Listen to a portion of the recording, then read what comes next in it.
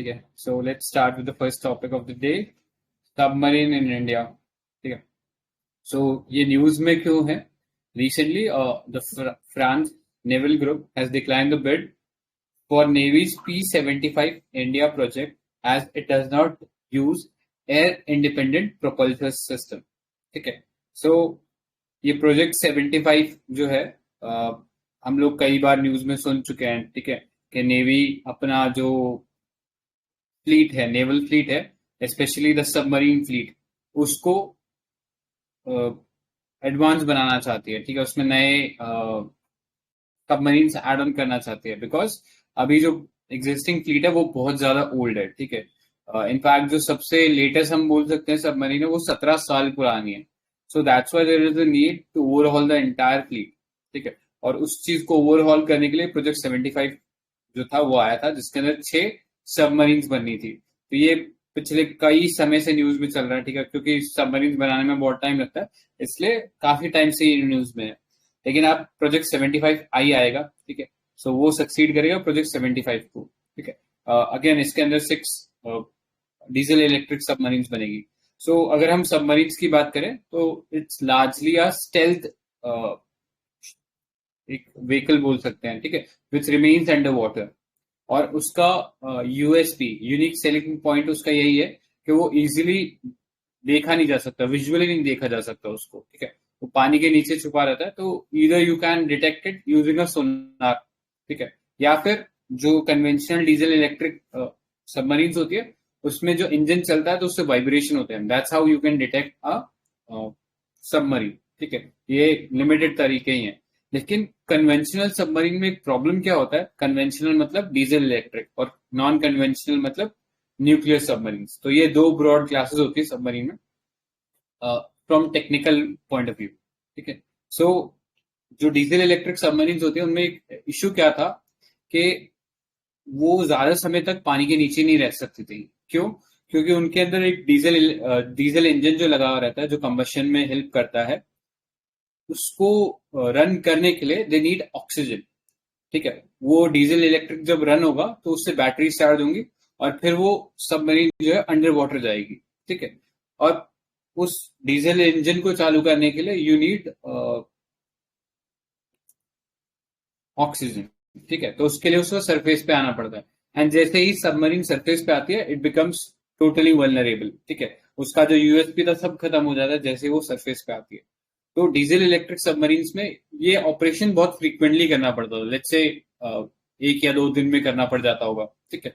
सो बहुत limited cycle रहता था. लेकिन अब ये चीज न्यूक्लियर सबमरीन में ये दिक्कत नहीं थी. न्यूक्लियर सबमरीन में बहुत बड़ा इंजन लगता है. ठीक है. न्यूक्लियर में बहुत सारी एनर्जी निकलती है, और इसमें ऐसा कोई ऐसा बाय प्रोडक्ट नहीं निकलता, या और कोई एडिशनल इनपुट नहीं चाहिए. ठीक है. इसलिए nuclear submarine can remain under water for like 30 to 35 days. ठीक है, इतना लंबे समय तक रह सकती है. सो ये एडवांटेज था न्यूक्लियर सबमरीन का ओवर डीजल इलेक्ट्रिक. लेकिन diesel electric is cheaper as compare to nuclear submarine. ठीक है. सो अभी एक नया टेक्नोलॉजी आया है, जिससे जो एडवांटेज था ये न्यूक्लियर के पास, वो कहीं ना कहीं नल एंड वॉइड हो गया है. मतलब उतना एडवांटेज रहा नहीं है, बिकॉज डीजल इलेक्ट्रिक इंजन में हम लोगों ने एक एयर इंडिपेंडेंट प्रोपल्शन सिस्टम लगा दिया. सो ये एआईपी करता क्या है? ये एआईपी एक ऐसा सिस्टम है जिससे अब हमारी जो सबमरीन है उनको सरफेस पे आने की जरूरत नहीं है. डीजल इलेक्ट्रिक इंजन को जो भी ऑक्सीजन सप्लाई चाहिए, वो उनको air independent propulsion system provide करा देगा. ठीक है. So that's why those submarines need not come on to the surface. ठीक है. सो उसका स्टेल्थ और ये सब चीज इंप्रूव हो जाएगा. ठीक है. तो लार्जली ये एआईपी होता है, और ये अभी हम लोग ये जो 6 सबमरीन है प्रोजेक्ट 75 आई के अंडर, इसमें इनकॉपरेट करिए. ठीक है. सो ये प्रोजेक्ट 75 आई के अंडर 6 डीजल इलेक्ट्रिक सबमरीन बन रही है. नाम आई थिंक कई बार हम डिस्कस कर चुके हैं. 3 के क्लास है, और 3 के नाम से में सबमरीन है, और 3 वी नाम से. के से करंज, कलावेरी. ठीक है. एंड यू हैव करंज हो गई, खांडेरी. ठीक है. कलवरी, करंज, खांडेरी. और 3 वी नाम में से वेला, वागीर और वागशीर. ठीक है. तो ये different different submarine different different stage में है अभी ऑपरेशन के अंदर. मतलब कुछ ऑपरेशन में है एंड कुछ अभी कमीशन होने वाली है. ठीक है. मतलब नेवी के अंदर। सो एक हिस्टोरिकल टाइमलाइन है, तो इतना इम्पोर्टेंट नहीं है। अगर आप कोई डिफेंस एंथुजियास्ट हो तो जरूर देखने को बनता है, अदरवाइज इतना इम्पोर्टेंट नहीं है। कोई सीडीएस वगैरह दे रहा हो तो वो देख सकता है, ये हिस्ट्री ऑफ सबमरीन एक्विजिशन हमारे लिए इतना इम्पोर्टेंट नहीं है। बस इसमें ये याद रख लेना, इंडिया के पास केवल अभी दो न्यूक्लियर सबमरीन्स है। एक का नाम है आईएनएस चक्रा और एक का नाम है आईएनएस अरिहंत। जो अरिहंत है वो हमने इंडिजिनियसली डेवलप करी है, और जो चक्रा है वो हमने लीज पर लिया फ्रॉम रशिया। ठीक है, सो ये ब्रॉडली सिचुएशन है अभी। एंड जैसा मैंने बताया कि जरूरत क्यों पड़ी ये पूरा प्रोजेक्ट लाने की, प्रोजेक्ट की जरूरत इसीलिए पड़ी क्योंकि हमारा जो एग्जिस्टिंग फ्लीट है, नेवल फ्लीट या सबमरीन फ्लीट, बहुत ज्यादा पुराना हो गया। ठीक है, तो करंटली हमारे पास 6 डीजल इलेक्ट्रिक, मतलब India is projected to have 6 diesel electric submarines, 6 air independent propulsion powered and 6 nuclear attack submarine, जो कि अभी बननी है। ठीक है, अभी केवल एक ऑपरेशन में जो इंडिजिनियसली बनाई है, और वैसे ओवरऑल 2 है। सो ये प्रोजेक्ट 75 जो प्रोजेक्ट है जिसके अंदर सबमरीन्स बनी है, इनको ब्रॉडली नेवी के अंदर क्लासेस बोला जाता है। ठीक है, तलवार क्लास हो गया, जैसे डिस्ट्रॉयर के लिए हम बोलते हैं ये तलवार क्लास डिस्ट्रॉयर है। तो वैसे ही ये जो 6 सबमरीन्स बनी है, इनको कलवरी क्लास में रखा गया। और इस प्रोजेक्ट का जो, यह जो प्रोजेक्ट के अंदर जो ऑफिशियल नेम था वो था स्कॉर्पियन क्लास। ठीक है, ये हमने टेक्नोलॉजी ट्रांसफर लिया है फ्रांस से। ठीक है, तो ये था ब्रॉडली इस प्रोजेक्ट के बारे में। और ये प्रोजेक्ट जो है हम लोग इंडिया के अंदर ही बना रहे हैं, टेक्नोलॉजी फ्रांस से ही है लेकिन बन इंडिया में रहा है। तो इसको बना कौन रहा है, तो एक इंडियन पीएसयू है, मैजगॉन डॉक शिप बिल्डर्स लिमिटेड। ठीक है, तो ये इस पूरे ऑपरेशन को हैंडल कर रहा है। सो बाकी कब वो रिलीज होंगी उतना हमारे लिए इंपॉर्टेंट नहीं है। अभी आगे चल सकते हैं, that is classification of submarine, next page पे। सो क्लासिफिकेशन ऑफ सबमरीन्स में आप देखोगे 3 ब्रॉड कैटेगरीज है, submersible, ship ballistic nuclear, nuclear power attack submarine, और लास्ट में डीजल इलेक्ट्रिक अटैक सबमरीन। तो नाम से ही पता लग रहा है इनके क्या क्या ऑपरेशन हो सकता है। तो submersible ship ballistic nuclear missile nuclear submarine क्या होती है, तो ये ऐसी सबमरीन्स है which are capable to launch nuclear strike, मतलब ये बैलिस्टिक मिसाइल लॉन्च कर सकते हैं जिनके अंदर न्यूक्लियर केपेबिलिटी हो। ठीक है, अभी इंडिया के पास आईएनएस अरिहंत इस टाइप की एक सबमरीन है जिसके थ्रू हम लोग बैलिस्टिक मिसाइल लॉन्च कर सकते हैं, न्यूक्लियर बैलिस्टिक। ठीक है, माइंड यू। तो ये लॉन्च करने वाले हमारे पास अभी ये एक ही है सबमरीन, और ये न्यूक्लियर पावर्ड सबमरीन है, मतलब न्यूक्लियर से चलती है और इसमें न्यूक्लियर मिसाइल भी आर्म्ड है। ठीक है, तो अग्नि के कुछ वर्जन इसमें से लॉन्च हो सकते हैं। देन दूसरा है न्यूक्लियर पावर अटैक सबमरीन। ठीक है, तो यहाँ पे बस वो चल कैसे रही है, ऑपरेट कैसे कर रही है, वो न्यूक्लियर इंजन उसके अंदर लगा है और उसके थ्रू वो वर्क कर रही है। However it is not armed with nuclear weapon, मतलब उसमें कोई न्यूक्लियर वेपन नहीं है। तो आईएनएस चक्रा जो हमने रशिया से लिए वो इसका एग्जाम्पल हो सकती है। अभी करंटली वर्ल्ड के अंदर न्यूक्लियर पावर्ड सबमरीन केवल 6 कंट्रीज के पास है, UK, US, China, India and France. ठीक है, सो ये थोड़ा सा डिटेल ध्यान में रखना। और नेक्स्ट है डीजल इलेक्ट्रिक अटैक सबमरीन्स। तो अभी जो हम डिस्कस कर रहे हैं ये पूरा का पूरा प्रोजेक्ट 75 आई, ये सारा डीजल इलेक्ट्रिक अटैक सबमरीन्स का ही फ्लीट है। ठीक है, तो यहाँ पे डीजल इलेक्ट्रिक इंजन वर्क करते हैं। तो इसमें भी अलग अलग क्लासेस हैं, किलो क्लास या सिंधु घोष, कालवरी, शिशुमर क्लास। ठीक है, तो ये क्लासेस के नाम इतना याद रखना जरूरी नहीं है, बस प्रोजेक्ट 75 के आई के रिस्पेक्ट में याद रखना वो कलवरी क्लास है।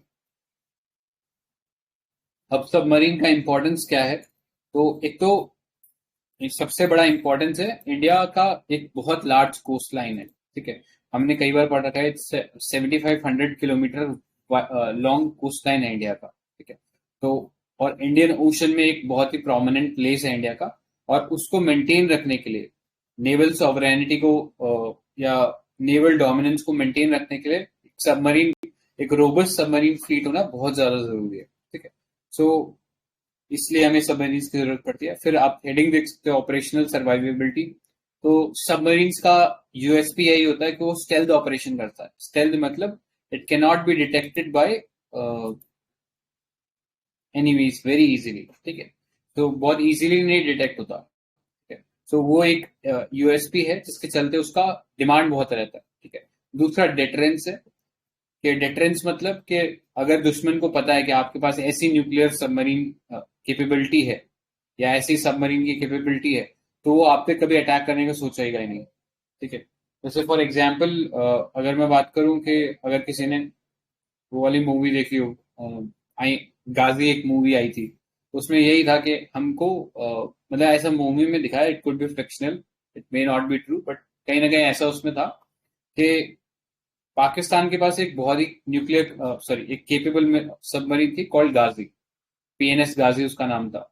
ठीक है, सो उस उससे मतलब शायद वो बहुत ऑपरेशनली बहुत सुपीरियर थी। तो इसके चलते हमने हमारा जो एयरक्राफ्ट कैरियर है उसको कहीं पे प्रोटेक्ट करके रखा था, so as to save it from the attack of that submarine. ठीक है, ऐसा वो मूवी में दिखा है, it may not be true, but आप समझ सकते हो इस एग्जाम्पल से कि इम्पोर्टेंस क्या है और कितना वो एक फियर क्रिएट करती है माइंड के अंदर एक केपेबल सबमरीन। ठीक है, नेक्स्ट इज रिस्पॉन्सिवनेस।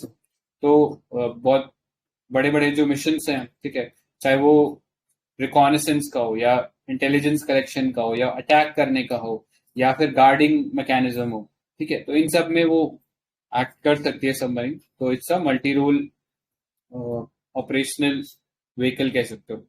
फिर ऑपरेशनल एंड्योरेंस है, अभी हमने देखा कि अगर न्यूक्लियर सबमरीन है तो वो 35 दिन तक पानी के नीचे रह सकते हैं without the need to come up to the surface water. ठीक है, सो वो एक चीज है। अभी ये तो होगी इंपॉर्टेंस की बात, अब बात करते हैं इंडिया के अंदर हालत क्या है। तो इश्यू क्या है सबसे ज्यादा, तो एक तो बहुत कैपिटल इंटेंसिव है। ठीक है, सबमरीन्स को बनाने में बहुत पैसा लगता है, बहुत ज्यादा टेक्नोलॉजी लगती है और उनको बनने में बहुत टाइम लगता है। ठीक है, उतना करस्पॉन्डिंगली हमारा बजट नहीं है, as if you compare India's budget या India's allocation to navy per se with respect to other defence sectors. अगर आप सिर्फ इंडिया में ये देखोगे कि नेवी को कितना एलोकेशन जा रहा है, it is very less as compared with China और यूएसए। ठीक है, तो उनके हिसाब से जो बजट एलोकेशन हो रहा है उसके तो इंडिया आसपास भी नहीं है। ठीक है, एब्सोल्यूट टर्म्स में भी नहीं है और परसेंटेज में भी नहीं है। ठीक है, एज पार्ट परसेंटेज मतलब कि वो बजट का परसेंटेज भी सेम नहीं है, वो भी बहुत कम है। ठीक है, दूसरा हमारे जो फ्लीट है वो बहुत ज्यादा एज्ड है। ठीक है, जो सबसे यंग सबमरीन है हमारे, वो 17 साल पुरानी है। ठीक है, अब इतनी पुरानी सबमरीन्स है तो they are prone to various accidents. तो इफ यू रिमेम्बर कुछ 5-6 साल पहले हो गया आई थिंक, अब तो एक सिंधु रक्षक नाम की एक सबमरीन थी विच एक्सप्लोडेड अंडरनीथ, मतलब पानी के अंदर ही एक्सप्लोड हो गई थी। तो इस टाइप के बहुत सारे इश्यूज देखने को मिले हैं। ठीक है, सो इसलिए ओवरहॉल करने की जरूरत है। दूसरा कॉन्ट्रैक्चुअल ऑब्लिगेशन है, जैसा मैंने बताया कि हमने आईएनएस चक्रा एक न्यूक्लियर केपेबल सबमरीन रशिया से लीज करी। अब आप किसी से लीज करा है कोई सामान तो आपको टर्म्स एंड कंडीशन के साथ लीज किया जाता है, so you can not use it on your, मतलब आप अपने हिसाब से उसको यूज नहीं कर सकते। देर आर सर्टेन कंडीशन जिसके हिसाब से उसको यूज करना है, आप उसको अटैक में नहीं ले जा सकते हो, वो सिर्फ सेलर ट्रेनिंग्स के लिए, इंडियन सेलर की ट्रेनिंग के लिए रखना है उसको। तो ये सब कॉन्ट्रैक्चुअल ऑब्लिगेशन हमारी कहीं ना कहीं सॉवरेनिटी को भी रिस्ट्रिक्ट करते हैं। Next, limited endurance. हमारे पास जो करंटली सबमरीन फ्लीट है उसमें ज्यादातर डीजल इलेक्ट्रिक सबमरीन है जिनके अंदर एयर इंडिपेंडेंट प्रोपल्सन सिस्टम नहीं है, तो वो भी उनकी कैपेबिलिटी को कहीं ना कहीं रिड्यूस करता है। Next, लेक्साइडल development.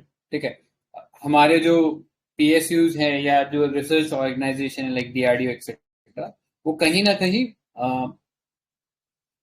डिले देखने को मिल रहा है in terms of their operation. ठीक है, जो एयर इंडिपेंडेंट प्रोपल्सन सिस्टम का शायद डेवलपमेंट कई साल पहले हो जाना चाहिए था, वो इंडिया में बहुत लेट हुआ।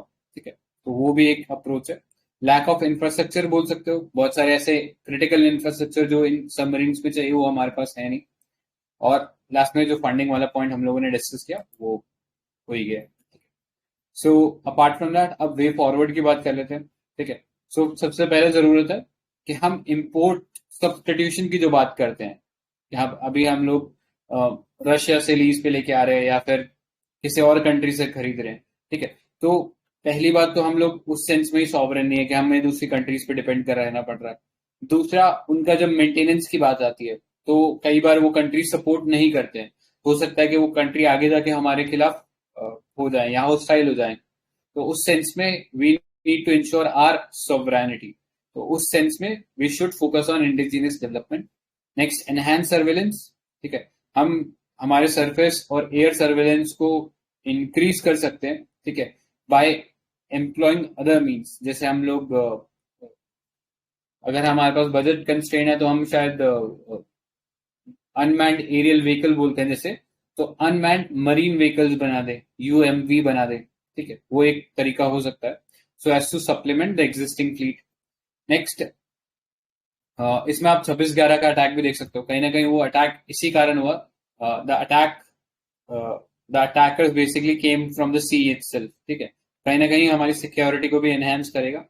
नेक्स्ट, टेक्नोलॉजी अपग्रेडेशन करने की जरूरत है। फिर कम्युनिकेशन और इंटेलिजेंस नेटवर्क बनाने की जरूरत है, ठीक है, जैसे अभी हमने बनाया भी है। एक अगर नाम सुना होगा, इंडियन फ्यूजन सेंटर करके हम लोग ने बनाया, IFSC, गुरुग्राम के अंदर, ठीक है। सो उसमें हम लोग क्या करें, we are utilising the ability of others also, मतलब उस IFSC में हम लोग क्या करें कि बाकी कंट्रीज से जो भी मैरीटाइम डेटा है हम लोग कलेक्ट कर रहे हैं, और उस मैरीटाइम डेटा को फिर एक सिस्टम में हम लोग कंपाइल करके चेक कर रहे हैं कि कौन सा कोई हॉस्टाइल व्हीकल या हॉस्टाइल कोई वेसल हमारे नेवल एरिया में तो नहीं आ गया, ठीक है। So that's how we are ensuring our security by creating alliance और intelligence network. Next, international cooperation, ठीक है। सो नेवीज नेवल एक्सरसाइज एक बहुत अच्छा तरीका है to boost defence partnership among countries, ठीक है। सो जैसे हम एक्सरसाइज की बात करें तो मालाबार एक इंपॉर्टेंट एक्सरसाइज है, तो कोई बता सकता है मालाबार में कौन कौन पार्टिसिपेट करता है? एनीवन? India and Maldives. नहीं, वो इक्विवरिन है जो मालदीव से आपने बोला। Malabar is a very important exercise, co-ord के टर्म्स में पता होना चाहिए अपने को। इसमें कोऑर्ड वाली चारों कंट्रीज हैं, that is Australia, US, India and Japan, ठीक है। So that's it from our side. इसमें ये इम्पोर्टेंट था सबमरीन्स के बारे में। डिफेंस वाला सेक्टर काफी समय से प्री में नहीं पूछा गया, मेंस में लास्ट ईयर पूछा गया, S-400 के बारे में पूछा था। प्रॉब्ली वो ट्रेंड कंटिन्यू रह सकता है, पूछा जा सकता है सबमरीन्स के बारे में। तो that's all from my side. किसी को कुछ और ऐड करना है इस आर्टिकल में? News in short, so I guess Swapnil sir का था ना ये पार्ट, ठीक है, मैं पढ़ देता हूँ। तो पैंगोंग सो था first article. Ministry of External Affairs has confirmed the building of second bridge on Pangong Tso Lake close to 2020 border standoff. ठीक है, सो हमें ये पैंगोंग सो लेक पता है, एक एंडोरिक लेक है, and it's the world's highest salt water lake at a height of 4,350 metre, ठीक है। हिमालयन रेंज में है और इंडो चाइना जो बॉर्डर है वहां पे पड़ता है, ठीक है। एंडोरिक लेक का मतलब सबको पता ही होगा, एंडोरिक मतलब सारी जो नदियों का पानी है वो यहीं आके गिरता है, ठीक है। So that is what endorheic lake means. और अगर हम ज्योग्राफी के टर्म्स में बात करें तो दिस मीन्स सेंट्रिपिटल टोपोग्राफी, ठीक है, कि पानी सब जगह से आ रहा है और यहाँ पे गिरा है। सो इस लेक की खासियत ये है कि यहाँ पे फिंगर्स हैं, ठीक है। अ, जैसे अगर आप मैप में देख पा रहे होगे तो छोटे छोटे प्रोजेक्शन निकले हुए हैं मैप में, ठीक है, इन्हीं को फिंगर्स बोलते हैं। सो इंडिया क्लेम करता है कि अप टू 8 फिंगर हम लोगों का इस पे राइट है, ठीक है, लेकिन इंडिया की जो करंट पोजीशन है वो फिंगर 4 तक रेस्ट्रिक्टेड है, ठीक है। सो इसी लेक के आसपास अब जो है चाइना जो है वो बिल्डअप कर रहा है हैवी ड्यूटी ब्रिजेस को, ठीक है, सो दैट उसके जो जितने भी आर्मर्ड व्हीकल है, आर्मर्ड व्हीकल मतलब टैंक हो गए, ट्रक्स हो गए, वो सब इजीली पास कर सकते हैं, यानी उनका लॉजिस्टिक्स इसके अक्रॉस बहुत इजीली हो पाएगा। वहीं इंडियन साइड पे बोले तो इंडियन साइड पे शायद ऐसा कोई डेवलपमेंट है नहीं, अगर है भी तो शायद पब्लिक डोमेन में है नहीं, ठीक है। सो एक डेवलपमेंट जो है उस रेस के अंदर शायद कहीं ना कहीं वो आगे जा रहा है, ठीक है। सो उस सेंस में वी नीड टू इंश्योर कि हमारा भी corresponding at least on Indian side of the Pangong, so हम लोग भी कुछ ऐसे ब्रिजेस बनाए, स्ट्रक्चर बनाए, सो दैट अगर कभी आगे हो जाता है ऐसा कोई dispute, so we can take immediate action, ठीक है। सो ये था पैंगोंग सो लेक के बारे में। इसमें किसी को कुछ ऐड करना है क्या? ठीक है, सो नेक्स्ट आर्टिकल पे चलते हैं। Next article, exercises and news. CORPAT एक एक्सरसाइज है।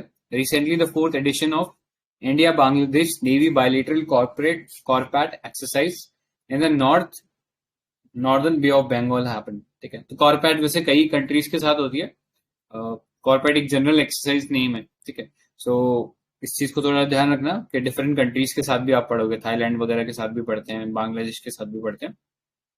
सो जब भी पढ़ो तो एटलीस्ट ये ध्यान रखना कि किस के रेस्पेक्ट में पढ़ रहे हो। नेक्स्ट एक्सरसाइज बोंगो सागर, तो ये अगेन नाम से पता लग रहा है बांग्लादेश के साथ ही होगी, ठीक है। तो इंडिया और बांग्लादेश की नेवी, ये बायलेटरल एक्सरसाइज है which commences at port Mongla in Bangladesh, third edition था। आगे चलते हैं, INS Surat and INS Udaygiri. So ministry of defence launch 2 frontline warships of Indian navy, INS Surat and INS Udaygiri at Mazagon dock limited, MDL.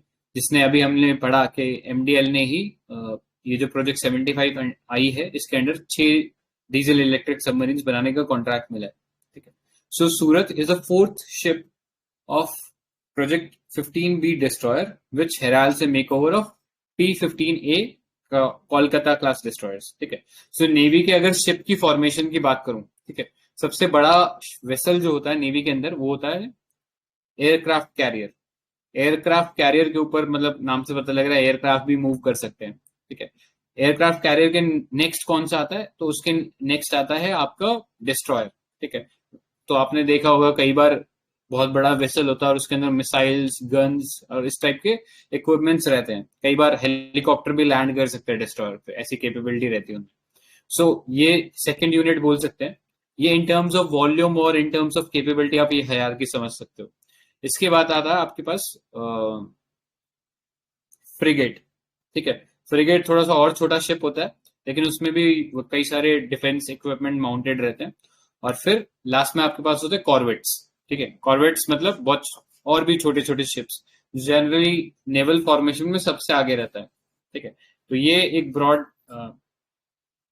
Classification कह सकते हो हमारे नेवल वेसल का। इसके अलावा भी और भी बहुत सारे होते हैं, ऑयल टैंकर्स होते हैं, बट वो फिर ज्यादा टेक्निकल डिटेल हो जाएगी। ब्रॉडली यही होता है, ठीक है। तो इसमें ये डिस्ट्रॉयर की हम लोग यहाँ पे बात करें, आईएनएस सूरत और आईएनएस उदयगिरी की, ठीक है। So sorry, INS Udaygiri is a stealth frigate. Stealth का मतलब पता ही होगा, जो रेडार से डिटेक्ट नहीं हो सकता। So these are indigenously build warship build under Shivalik, Talwar and Brahmaputra and Godavari class, ठीक है। तो जनरली इंडिया में प्लेसेस के नाम पे ही रखे जाते हैं ये शिप्स के नाम। ऑलराइट, आगे चलते हैं। Next is INS Nirdeshak. So INS Nirdeshak second, first was Sandhayak और the fourth survey vessel project launch recently, ठीक है। तो ये एक सर्वे वेसल है। मेन रोल क्या है, to undertake full scale coastal and deep water hydrographic survey of ports and navigation channel. So ये था बहुत इतना इम्पोर्टेंट नहीं है ये सब, तो थोड़ा पैंगोंग सो ही इम्पोर्टेंट था इन न्यूज इन शॉर्ट में से, तो इसको थोड़ा ध्यान में रखें, ठीक है। सो नेक्स्ट पे चल सकते हैं, एनवायरनमेंट पार्ट पे। को 15 of United Nation Convention to Combat Desertification. तो ये हुआ कोटी डे आइवरी में, आइवरी कोस्ट का नया नाम है, वेस्टर्न अफ्रीका में है। तो यूएनसीसीडी क्यों इम्पोर्टेंट है, उससे रिलेटेड कुछ डेटा देखेंगे कि लैंड और बाकी ह्यूमन वेलबींग और फिर इन्वायरमेंट कैसे रिलेटेड है। तो कुछ फैक्ट्स हैं, जैसे लैंड एंड ह्यूमन वेलबींग। तो ये एस्टिमेट्स है कि by 2045 135 million people can be displaced as a result of desertification, ठीक है। और फिर लैंड यूज जो है, क्लाइमेट चेंज जो है, 25% global emission land use pattern की वजह से हो रहे हैं। By 2025 1.5 billion people experience water scarcity and 2/3 of world population will be living under water stress conditions। तो ये कुछ फैक्ट्स हैं, अगर यहाँ है नहीं संजय सर, यहाँ है नहीं, तो अगर ये सारे डेटाज अगर याद हो जाए तो ठीक है, क्वेश्चन लिखने में इंट्रोडक्शन की तरह यूज किया जा सकता है। तो यूएनसीसीडी के बारे में देखते हैं। कुछ फैक्ट्स है कि 1994 में स्टैब्लिश हुई थी और ये एक अकेला लीगली बाइंडिंग इंटरनेशनल एग्रीमेंट है जो लैंड मैनेजमेंट से रिलेटेड है, ठीक है। फिर पता है कि इंडिया सिग्नेटरी है और 197 पार्टीज कन्वेंशन को मतलब रैटिफाइड कंट्रीज हैं। फोकस हमें पता है to put the world on the path to land degradation and carbon neutrality. Carbon neutrality और फिर लैंड डिग्रेडेशन। लैंड डिग्रेडेशन होता क्या है कि सॉइल की जो न्यूट्रिशनल वैल्यू है उसके कम हो जाने से जो भी लैंड की प्रोडक्टिविटी होती है वो कम हो जाती है, तो दैट इज लैंड डिग्रेडेशन। और उससे जो जो भी कॉन्सिक्वेंसेज होते हैं जैसे सॉइल इरोजन और उसके बाद डेजर्टिफिकेशन। कार्बन न्यूट्रलिटी क्या है कि जितना कार्बन एमिशन हो रहा है तो हमारे पास ऐसे अरेंजमेंट्स होने चाहिए कि जितना कार्बन हम एमिट कर रहे हैं एटमॉस्फेयर में वो सारी चीजें नेचुरली एब्जॉर्ब हो सके या फिर नेचुरली या किसी भी तरीके से तो वो हम अब्जॉर्ब कर सके, तो दैट इज कार्बन न्यूट्रलिटी। ठीक है। सस्टेनेबल डेवलपमेंट गोल्स में गोल नंबर 15 कहता है लाइफ ऑन लैंड पे लाइफ ऑन लैंड की बात करता है that goals for protection restoration and sustainable management of land based ecosystems. ठीक है, उसका 15.3 स्पेसिफिकली टारगेट करता है land degradation neutral world by the year 2030।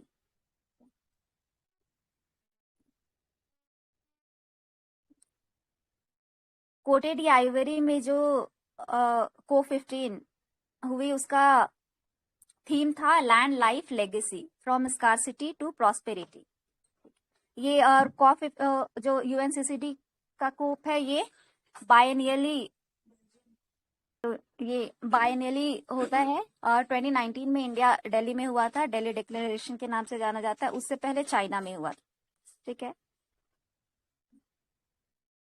तो की आउटकम्स क्या है कॉप 15 के, तो कुछ कमिटमेंट्स है नए वो देखते हैं। तो एक्सेलरेट करना है रेस्टोरेशन प्रोसेस को जिसमें 1 बिलियन हेक्टेयर्स डिग्रेडेड लैंड है उसको रिस्टोर करना है बाय 2030।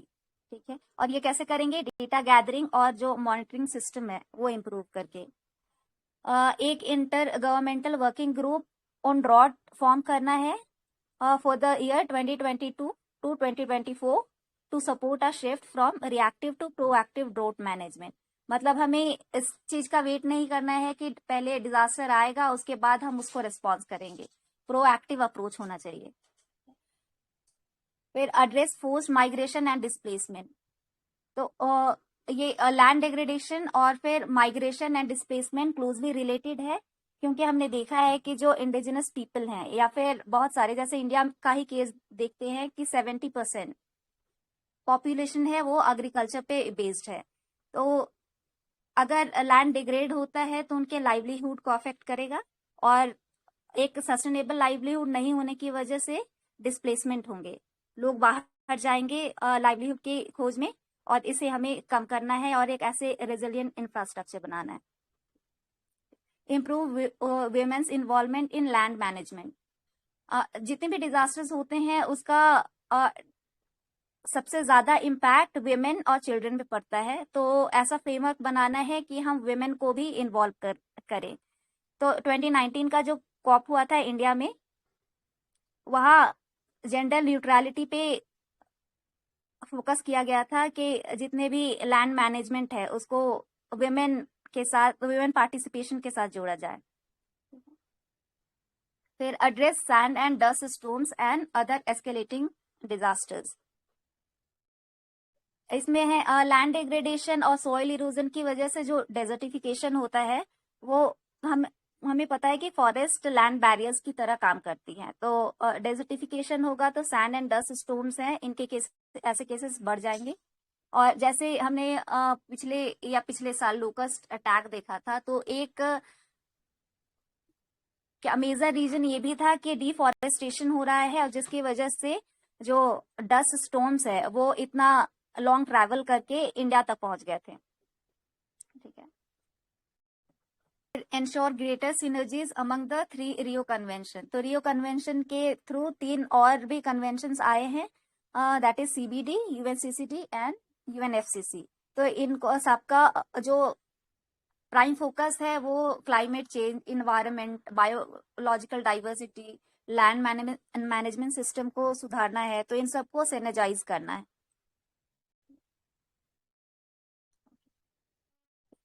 न्यू डिक्लेरेशन इशूड है, तो अबिडजन जो कोटेड आइवरी का अबिडजन जो प्लेस है, वहाँ heads of state and government to boost long term environmental sustainability, gender equality पे फोकस किया गया है फॉर सक्सेसफुल लैंड रेस्टोरेशन। और यही एक फ्लैगशिप रिपोर्ट निकालती है यूएनसीसीडी जिसका नाम है ग्लोबल लैंड आउटलुक। तो इसका सेकेंड रिपोर्ट आया है और ये हमने देख लिया कि को15 की जो थीम थी वो लैंड, लाइफ एंड लेगेसी, नहीं, ये जो फ्लैगशिप रिपोर्ट है इसका थीम है land, life and legacy declaration.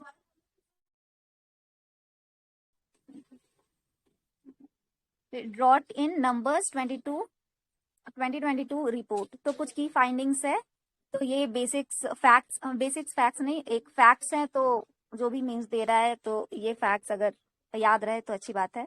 तो since 2000 number and duration of droughts has risen by 29%। फिर drought represent 15% of natural disasters. 15% of natural disasters drought represent करता है, लेकिन ह्यूमन टोल इससे सबसे ज्यादा है। तो ये डेटा है 1972 टू 2019 के बीच का। From 1998 to 2017 droughts caused global economic losses of रफली 124 बिलियन US डॉलर्स, ठीक है। And in 2022 more than 2.3 billion people face water stress. तो इंडिया की जो स्पेसिफिक फाइंडिंग्स हैं वो 2/3 of the country suffer drought during 2020 to 2022। Geographically, India's drought vulnerability compares with that of sub-Saharan Africa. तो अगर हम लैंडस्केप देखें तो वेस्टर्न अफ्रीका है वो कंपैरेटिवली ज्यादा एरिड है, लेकिन जो इंडिया की ड्रॉट वल्नरेबिलिटी है वो सब अफ्रीकन कंट्रीज की तरह है। तो ये अलार्मिंग सिचुएशन है। Severe droughts are estimated to have reduced India's gross domestic product by 2 to 5% from 1998 to 2017। तो अपना इकोनॉमिक लॉसेस भी है, 2 से 5% हम लोग अपना जीडीपी लॉस कर चुके हैं due to drought. Other initiatives में क्या है, बिजनेस फॉर लैंड इनिशिएटिव। तो इसमें है जो भी लैंड डिग्रेडेशन न्यूट्रलिटी के लिए जो भी मेजर्स अपनाए जा रहे हैं या फिर जो भी प्रोग्राम्स हम लोग ला रहे हैं वो विजिबल होना चाहिए कि उसका आउटपुट क्या निकल रहा है, उसका जो आउटकम है वो हम जो भी टारगेट है वो अचीव कर रहे हैं या नहीं, वो विजिबल आउटकम होना चाहिए, ठीक है। और लैंड डिग्रेडेशन न्यूट्रलिटी, इस टर्म का मतलब क्या है कि जितने भी अपने पास पोर्शन ऑफ लैंड है उनकी क्वालिटी इंप्रूव करना है, और जितना एरिया है हमारे पास उसकी क्वालिटी इंप्रूव करके उसकी प्रोडक्टिविटी या यील्ड जो है वो बढ़ाना है, ताकि जितने भी इससे रिलेटेड प्रॉब्लम है, फूड सिक्योरिटी, वाटर स्ट्रेसेस, वो उतने लैंड एरिया में ही हम लोग बाकी डिमांड्स को, लोगों के डिमांड्स को पूरी कर सके लिमिटेड रिसोर्सेज में। तो यही लैंड डिग्रेडेशन न्यूट्रलिटी LDN का कॉन्सेप्ट है। Sahel sourcing challenge to enable communities growing Great Green Wall to use technology to monitor progress, create jobs and commercialize their produce। तो ये हमने देखा है ग्रेट ग्रीन वॉल इनिशिएटिव है वो GEF का है और वेस्टर्न सहारन अफ्रीकन रीजन का ग्रीन कॉरिडोर बना रहे हैं। ड्रॉटलैंड है, ये एक अवेयरनेस कैंपेन है यूएनसीसीडी का। Land degradation and desertification in India. Land degradation क्या है, decline in productivity of land in terms of biodiversity and economy. उसके कॉजेस क्या हो सकते हैं, नेचुरल प्रोसेस से लैंड डिग्रेड हो सकता है, क्लाइमेट से एंड ह्यूमन डोमिनेंस से, जिससे इकोसिस्टम लॉस होता है। डेजर्टिफिकेशन क्या है, वो लैंड डिग्रेडेशन का रिजल्ट है कि लैंड डिग्रेड हो रहा है तो उससे desertification, eventually it will lead to desertification, ठीक है। और डेजर्टिफिकेशन मेनली हम कंसिडर करते हैं ड्राई लैंड एरिया में, और ये एरियाज हैं एरिड, सेमी एरिड और ड्राई सब ह्यूमिड रीजन्स, जिसमें almost 70% of India's land falls under dry lands. कुछ डेटाज हैं, जैसे 30% of India's total geographical area underwent land degradation during 1819। तो 30%, ये सिर्फ एक साल का डेटा है 2018 टू 19, तो ये काफी बड़ा है, जिसमें से 23.79% है ये राजस्थान, महाराष्ट्र, गुजरात, कर्नाटका, लद्दाख और झारखंड, उड़ीसा, मध्य प्रदेश, तेलंगाना, इन सारे स्टेट्स का है। बाकी 1% है जो मतलब इंडिविजुअली, बाकी 30 में से जो बाकी 6% बाकी रहे वो बाकी स्टेट्स का है। Drivers and causes of land degradation and desertification. तो क्या क्या कॉज हो सकते हैं? तो नेचुरल है एंड एंथ्रोपोजेनिक है।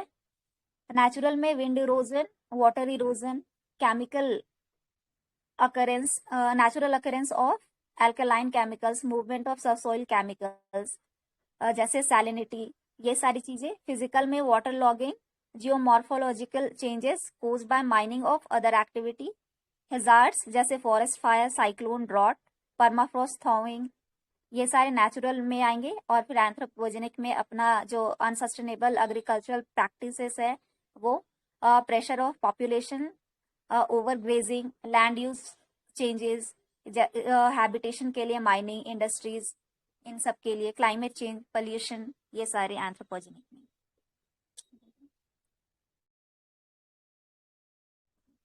तो prevalent process responsible for desertification, land degradation in the country, तो ये 2018-19 का है। पाई चार्ट है कि किसका कितना शेयर है। तो सबसे ज्यादा वाटर इरोजन का है, that is 11%, then 9% for vegetation degradation, 6% है विंड इरोजन का, और जो salinity, water logging, frost shattering, mass movements, इससे जो लैंड डिग्रेडेशन हो रहा है वो 74% है।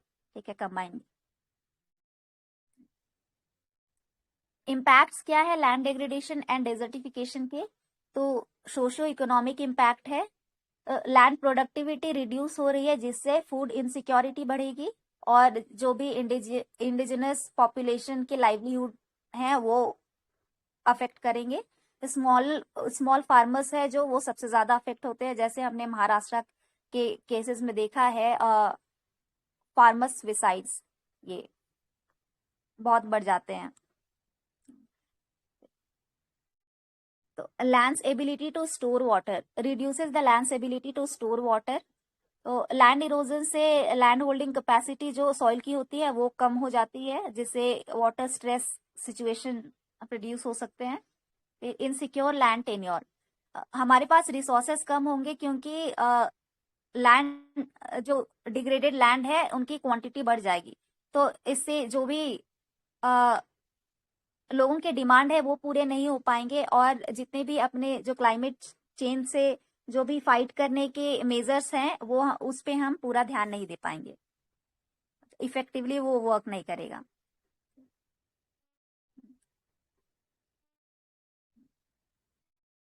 माइग्रेशन, डिस्प्लेसमेंट, फूड इनसिक्योरिटी, ये सारी चीजें सोशल टेंशन बढ़ेगा इससे, और फिर पॉलिटिकल इंस्टेबिलिटी आएगी। ह्यूमन हेल्थ पे क्या इफेक्ट पड़ेगा?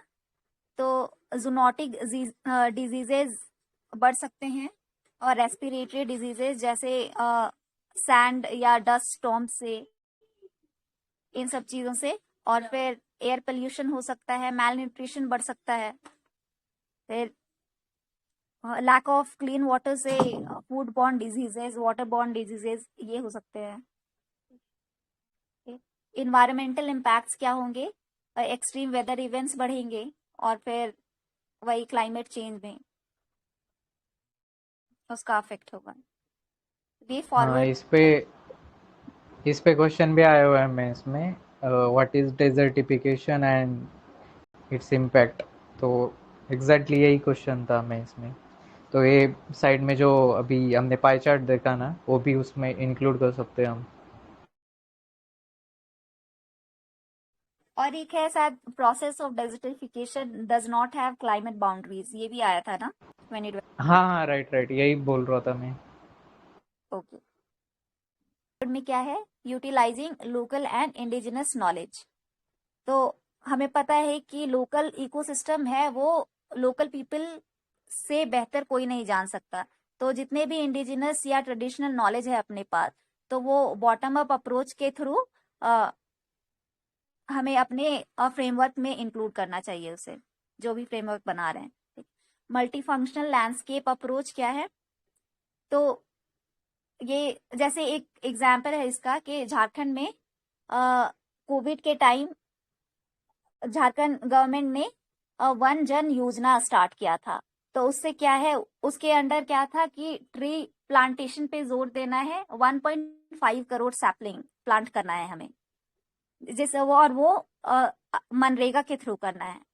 इससे क्या हुआ कि जो लाइवलीहुड प्रॉब्लम्स थी कोविड के सिचुएशन में, वो भी उसे भी टैकल करना, और दूसरा फॉरेस्टेशन, अपना जो फॉरेस्टेशन स्कीम है उसके उसे भी वर्क में लाना। और उसके अलावा हमने देखा है कि मनरेगा में एक प्रोविजन होता है कि इतने नंबर्स ऑफ वुमेन को लेना, वो क्या कहते हैं, मतलब वुमेन को इतने वुमेन पार्टिसिपेशन जरूरी है मनरेगा में। तो इससे हम जेंडर इक्वालिटी पे भी ध्यान देंगे। तो ये मल्टी फंक्शनल हो गया।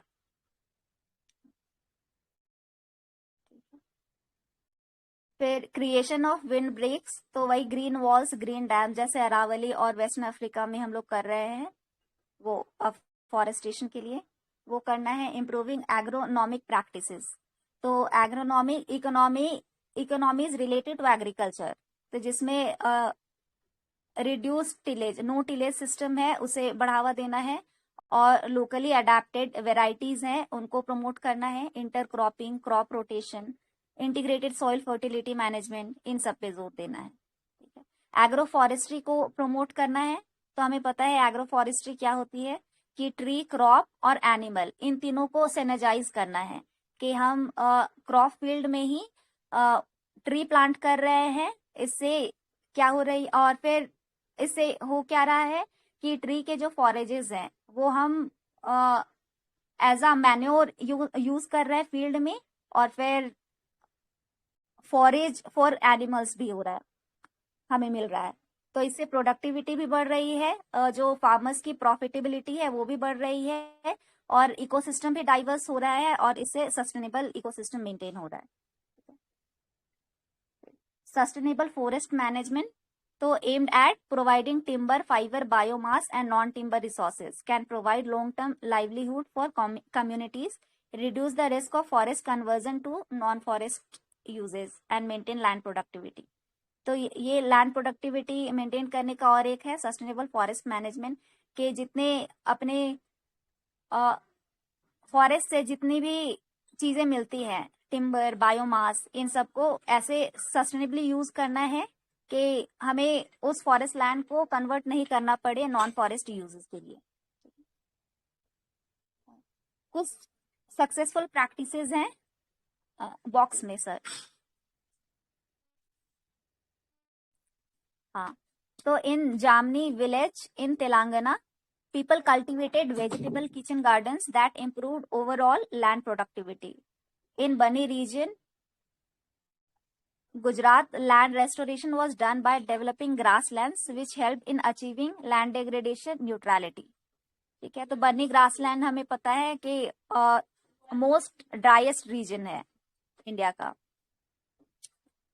इन घाना, community land management groups were formed, trained and empowered as community educators in sustainable land management practices like the formulation of participatory land use plans, establishment of sustainable land management committees। In Cuba, after severe drought during 2014 to 17, new varieties of crops emerged further resistant to extreme weather, including tomato, onion, garlic। ठीक है, Kubuki Desert in Ordos, Inner Mongolia achieved land-scale desertification control through policy support, industrial investment, market-oriented participation of farmers and herdsmen. दूसरे other international initiatives, schemes, policies क्या क्या है वो देख लेते हैं. ये ऊपर वाला था ना सब सक्सेसफुल प्रैक्टिसेस, मतलब हाँ. इसमें पहले वाला याद रख सकते हैं, बाकी सब याद रहना मुश्किल है. रख सके तो बेटर है, लेकिन ये वाला हम कहीं पे भी लिख सकते हैं. ये थोड़ा सस्टेनेबल है, मतलब GS1 में भी लिख सकते हैं, SA में भी लिख सकते हैं और GS3 में भी लिख सकते हैं ये वाला पॉइंट. यस. तो अदर इनिशिएटिव्स क्या है वो देखते हैं. तो global initiative on reducing land degradation, तो G20 मेंबर स्टेट्स का है, जो जितने भी लैंड रेस्टोरेशन प्रोग्राम्स है उसको उनके लिए, उनके इम्प्लीमेंटेशन के लिए जो फ्रेमवर्क्स है उनको इफेक्टिव बनाना है. फिर इनिशिएटिव लॉन्च अंडर UNCCD, तो land degradation neutrality target setting programme है, ये हमने देख लिया है. LDN फंड एक क्रिएट किया गया है, COP13 जो चाइना में हुई थी, ऑर्डोस में, वहां. ठीक है, तो जितने भी मनी रेज करना है for restoration of land through private capital. ठीक है, और land for life programme seeks to address the challenges of land degradation, desertification and mitigation of drought. Bone challenge क्या है? Launch by government of Germany and IUCN इन 2011. तो इसका global target है कि 350 million hectares land जो है उसको restore करना है बाय 2030. तो पहले 2020 तक था 150 मिलियन हेक्टेयर्स, अब उसे बढ़ा दिया गया है टू 350 मिलियन हेक्टेयर्स, और ईयर 2030 है. India has pledged to restore 21 million hectares of degraded and deforested land by 2030, reducing emissions from deforestation and forest degradation, RED+. ठीक है, ये इनिशिएटिव है UNFCCC का, जो फाइनेंशियल वैल्यू क्रिएट करना है. जितना भी हम कार्बन स्टॉक, जितना भी हम फॉरेस्ट रिस्टोर कर रहे हैं, जो कार्बन स्टॉक बढ़ा रही है उसके लिए, तो उसके लिए डेवलपिंग कंट्रीज को फाइनेंशियल वैल्यू प्रोवाइड करेगी. और इंडियाज इनिशिएटिव, स्कीम्स, पॉलिसीज क्या क्या हैं? तो यही प्रधानमंत्री फसल बीमा योजना, सॉइल हेल्थ कार्ड स्कीम, प्रधानमंत्री कृषि सिंचाई योजना, इसका नाम अभी इंटीग्रेटेड वाटरशेड डेवलपमेंट प्रोग्राम कर दिया गया है. ठीक है, तो पर ड्रॉप मोर क्रॉप, तो ये सारे कुछ इंडिया के प्रोग्राम्स चल रहे हैं. फिर इसरो का है कि इसरो ने एक रिपोर्ट निकाला था जिसमें बोला था कि 29% of India's land area has been already degraded. ठीक है, तो इसमें एक डेजर्टिफिकेशन और लैंड डेग्रेडेशन एटलस निकाला है इसरो ने, जो पॉलिसी मेकर्स को हेल्प कर सकती है डेटा प्रोवाइड करने में. Sustainable Land and Ecosystem Management Program, which is jointly implemented by Government of India and Global Environment Facility, aims to promote sustainable land and ecosystem management. And that's it. किसी को कुछ add करना है?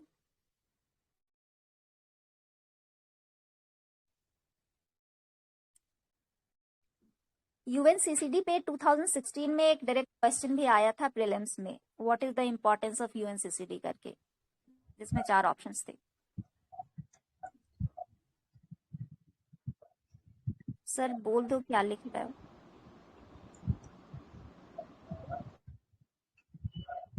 अच्छा, अरे मैं लिख रहा वेस्टलैंड एटलस. हाँ, ये किसने निकाला था?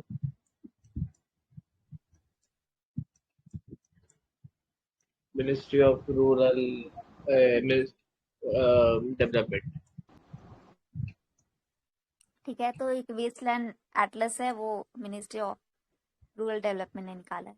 ठीक है, और किसी को कुछ ऐड करना है इसमें? इसमें वो बोन चैलेंज भी इम्पोर्टेंट है, डिफॉरेस्टेशन वाला, सॉरी अफॉरेस्टेशन वाला. कौन सा? वो है वही ना? वही बोन चैलेंज, हाँ वो हाँ दिया हाँ, बॉक्स में वो वाला। इसने टारगेट बढ़ा लिया है 13 से, फिर और प्लस 8 मिलियन हेक्टेयर कर लिया है। ठीक है। और कार्बन स्टॉक वो इम्प्रूव करने के लिए वही 2.5 टू 3 बिलियन जो अपना एनडीसी है, नेशनली डिटरमिन्ड कंट्रीब्यूशन, इंडिया का टारगेट है ना पेरिस अग्रीमेंट के। ये बोन चैलेंज में आई थिंक 26 मिलियन हेक्टेयर है, पता नहीं इन्होंने 21 मिलियन लिख दिया है, एक बार कंफर्म करके बताता हूँ मैं। नेक्स्ट आर्टिकल है सस्टेनेबल सिटी डेवलपमेंट। कुछ नहीं मतलब इसमें यूएन हैबिटेट ने कुछ मतलब एक कुछ मल्टी हजार्ड वल्नरेबिलिटीज ने बोली है, जो भी इश्यूज है हमारा जो स्मार्ट सिटीज़ है वैसे सस्टेनेबल सिटीज़ बोल रहे हैं उसके बारे में।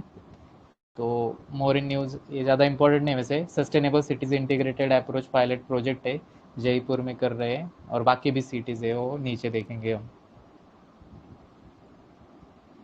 तो क्या है सस्टेनेबल सिटीज़? तो ये one design to address social environmental and economic impact through urban planning and city management.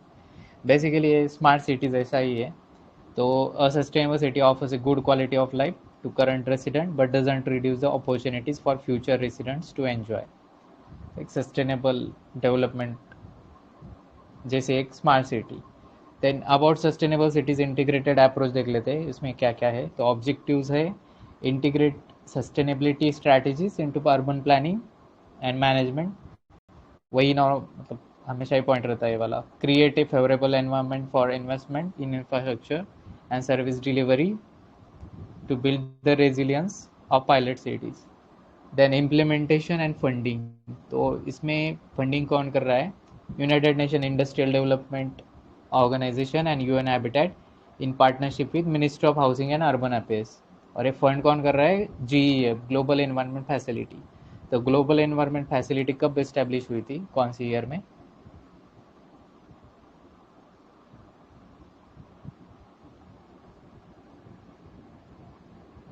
1992 बोल रहेगा सर आप? अच्छा। और ऐसे एक लाइन पे ग्लोबल क्लाइमेट फंड भी है, वो 2010 में इस्टेब्लिश हुआ था, बनाया गया था। Then it is being implemented in 5 Indian cities. तो सिटीज़ देख लो, जयपुर है, भोपाल है, विजयवाड़ा, गुंटूर या Guntur whatever, then Mysore, ये सब 5 इंडियन सिटीज़ हैं। देन की फोकस एरियाज देख लेते हैं। Assist cities to take action and implement sustainability planning, sustainable investment project, capacity building and knowledge transfer activities towards achieving the goals of the different national missions of, जैसे कि स्वच्छ Bharat mission etcetera जो भी है। तो बेसिकली नॉर्मल से point है, ये आंसर्स में लिख सकते हैं हम, मतलब एज पर the demand of the question. Then project outcome देख लेते हैं। Reduce cities green house gas emission through investment project and low emission and environmentally sound technology demonstration, जो ग्रीन बिल्डिंग वगैरह जो हम बोलते हैं।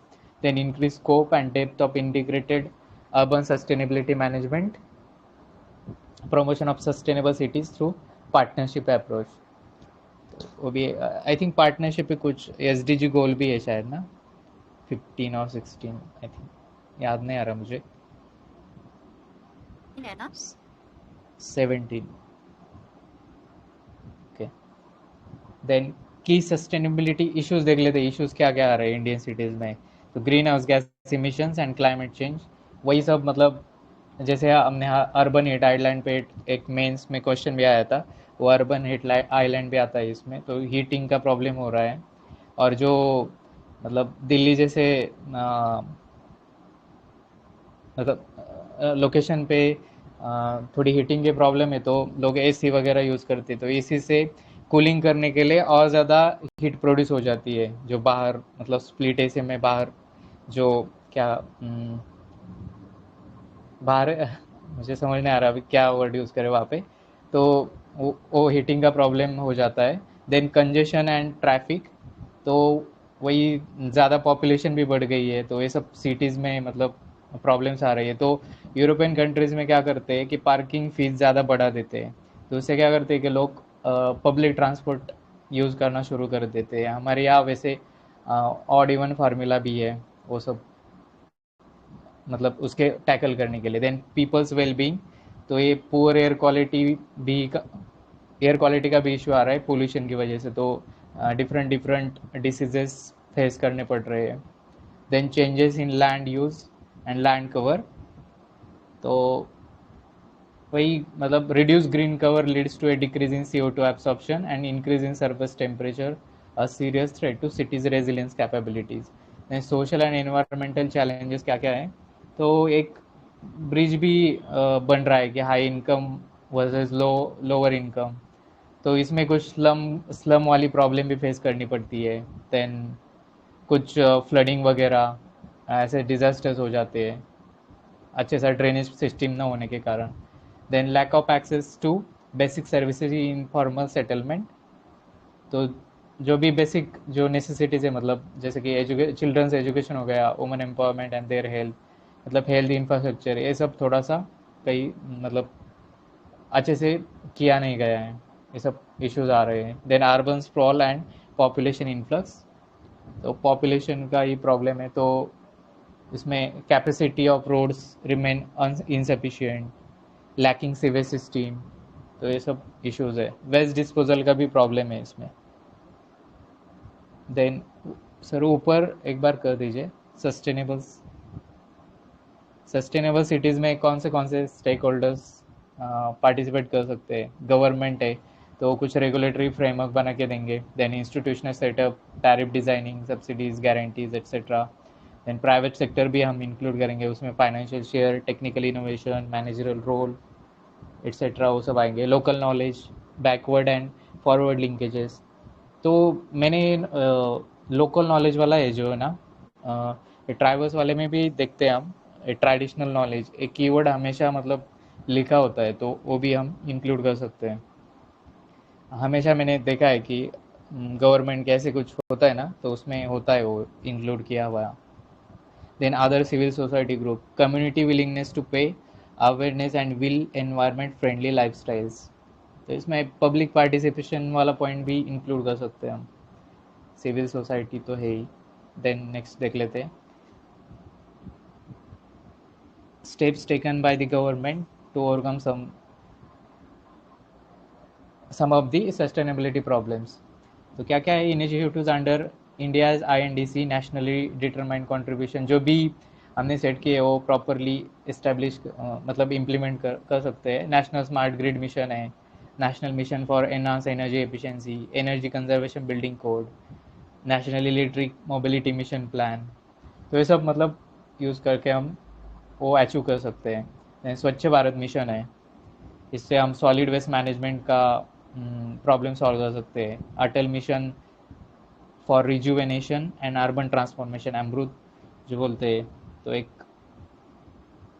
इसमें क्या है, it aims at improvement of water supply, waste water management, mobility improvement and green areas development, तो ये सब उसमें हम वर्क करेंगे। देन सोलर सिटीज़ प्रोग्राम, तो इसमें क्या करते हैं मतलब इसमें बोला है कि ई city is oblige to reach a minimum 10% reduction in projected amount of conventional energy, मतलब 10% रिडक्शन करना है जो भी आप कन्वेंशनल एनर्जी यूज़ कर रहे हो, मतलब फिर रिन्यूएबल एनर्जी यहाँ पे शिफ्ट होना है धीरे धीरे हमें विद इन 5 years। देन प्रधानमंत्री Awas Yojana, housing for all, तो इसमें कुछ नहीं, मतलब जो भी इसके अंडर बिल्डिंग्स बनाई जाएगी तो उसमें हम ग्रीन टेक्नोलॉजी का यूज़ कर सकते हैं, क्वालिटी कंस्ट्रक्शन कर सकते हैं, disaster resistant, then environment friendly technologies use कर सकते हैं। देन smart city mission focuses on development of core infrastructure and improvement of quality of life, ये सब उसमें आएंगे। स्मार्ट सॉल्यूशंस जिसको बोलते हैं, ऊपर देख लेते हैं की बैरियर्स इन सस्टेनेबल सिटीज़, डेवलपमेंट में क्या क्या हर्डल्स है।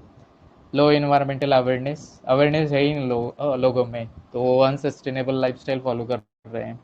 इसमें कुछ ना कुछ वेस्टर्नाइजेशन भी आता है, मतलब कुछ कूल लगने के लिए हम यूज़ कर लेते हैं। देन इनएफिशिएंट फंडिंग, तो ये हमेशा हमेशा सा पॉइंट रहा है कि फंडिंग प्रॉपरली हो नहीं पा रही है ऐसे प्रोजेक्ट्स को। देन सेगमेंटेड अप्रोच, जो भी पॉलिटिकल और ऑपरेशनल स्ट्रक्चर्स है उसमें कुछ स्ट्रक्चरल प्रॉब्लम्स आ रहे हैं, उसकी वजह से वो इंटीग्रेट नहीं हो पा रहा है जो भी प्लानिंग कर रहे हैं वो एक्चुअल ऑन ग्राउंड पे। देन इस insufficient transfer of knowledge on sustainability management and sectoral solutions which are needed for improving environmental performance. तो वही मतलब सेम ही पॉइंट है पहले वाला जो भी है. Lack of integrated planning same ही है. Then low sustainability of externally funded investment project in the context of continuity of project. Sustainable नहीं है ये सब. तो नॉर्मल से पॉइंट है, ऐसा कुछ मतलब इसमें कुछ ऐसा अलग सा कुछ है ही नहीं. तो इसमें स्मार्ट सिटीज़ पे कुछ क्वेश्चन आए तो ये सब पॉइंट्स जनरल से ही है, आप लिख भी सकते हैं, लेकिन उसमें वो स्वच्छ भारत मिशन, अमृत वगैरह वो ऐड करना चाहिए और ऊपर जो भी दिया है. और इसमें एक कंक्लूजन मैंने बनाया था पहले, तो इसमें ऐसा लिख देंगे कि sustainable a sustainable city would be the one which plans judiciously to meet its aspirations and challenges in a sustainable manner while fostering principles of good governance. It can be achieved by utilizing the enhanced power of technology, engaging with a more aware and informed citizenry, and creating a more competent and capacitated set of people working within an accountable framework. तो ऐसा कुछ करके हम conclude कर देंगे. मैं group पे share कर देता हूँ कंक्लूजन, और किसी को कुछ ऐड करना होगा तो बोल दो.